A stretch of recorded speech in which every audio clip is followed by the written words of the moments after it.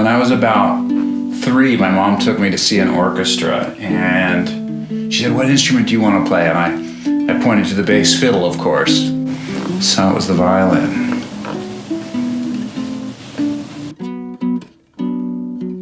I would rather support somebody and find creativity within the small box of supporting somebody who's already written a song than strike out to write the song myself.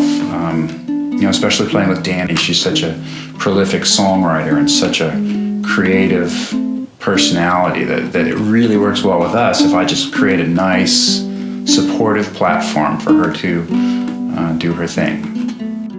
When I take a solo, I'd say that there's creativity there. There's some artistry in that. You have to make it up, if I were playing melody note for note, that would be more craft. No, there's a lot of room for creativity and improving or even just pre-composing an etude for a song. There's great music from every era, and I'm influenced by anybody who sounds like they love what they're doing, and anybody who's not afraid to innovate a little bit.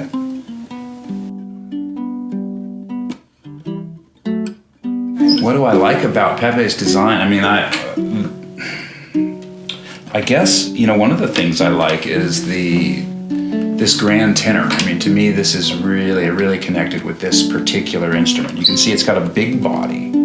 Okay, so it's very resonant and very deep sounding, which I like. In fact, I've tuned this as a baritone. It just really takes the low registers and processes them really well. It's very resonant. It's got a wider fingerboard, slightly wider string spacing than a lot of tenor ukuleles, which allows me to finger pick more articulately. I can get my fingers in between the spaces. It just feels great. It sounds wonderful. I thought, because of this big body, I bet we could find if we found a set of strings that would hold the right tension for this scale length, we could get a really beautiful sound. I worked with Pepe to research some strings and tried a bunch of different possibilities and came up with this set. I called it the Baby Baritone. I just liked that because it had 2 B's in it. There was already a tiny tenor in the Romero line, and I just thought Baby Baritone would be a nice compliment. Now you gotta ask Dani, what's next? We've got so many plans. Right now we're just kind of in the woodshed. We're working on our skills, writing songs, making videos, working on a curriculum, and I've discovered that I really love teaching music. And so that's maybe one of the things that's next for me. I've been working on kind of a way to teach people ukulele, teaching something through the ukulele that's progressive rather than like a one-shot.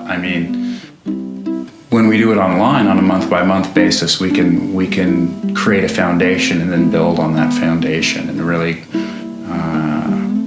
we can cover some ideas that are a little bit more challenging.